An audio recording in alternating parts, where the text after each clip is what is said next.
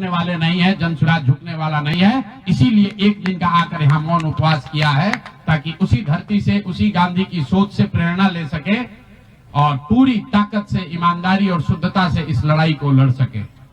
वो सारे गरीब लोग जिनको आपने 2 लाख रुपए का लालच दिया, 10,000 रुपए का पहला इंस्टॉलमेंट दिया, अब ये जनसुराज की जिम्मेवारी है कि हर उस व्यक्ति तक हम लोग पहुंचेंगे और सरकारी तंत्र उसको उलझा ना दे, ये ना कह दे कि ये फॉर्म नहीं भर पाया। इसलिए अब जनसुराज वो जिम्मेवारी लेगा।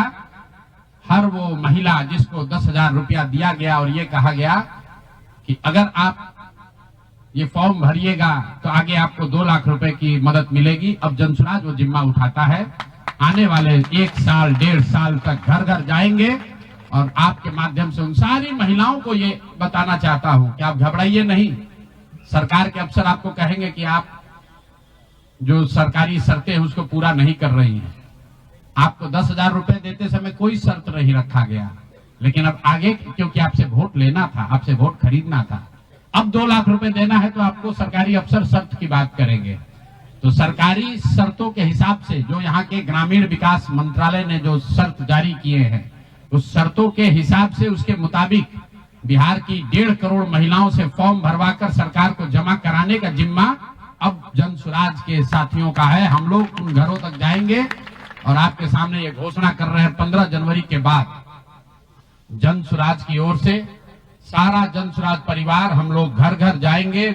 इस राज्य के 1,18,000 वार्ड में हम लोग बैठकें करेंगे और बिहार के उन लोगों को जिनको ये पैसा देकर वोट खरीदा गया है, उनसे वो फॉर्म भरवाएंगे। सरकार की जो योजना की शर्तें हैं उसके हिसाब से वो कागज जमा कराएंगे, ताकि उनको या तो 2 लाख रुपए मिले या फिर भविष्य के लिए उनको समझ में आ जाए कि कभी गलती से भी वोट बेचना नहीं है, किसी भी लालच में नहीं पड़ना है, क्योंकि आज हुआ है तो 5 वर्ष के बाद भी हो सकता है। इसलिए दोनों काम करना है।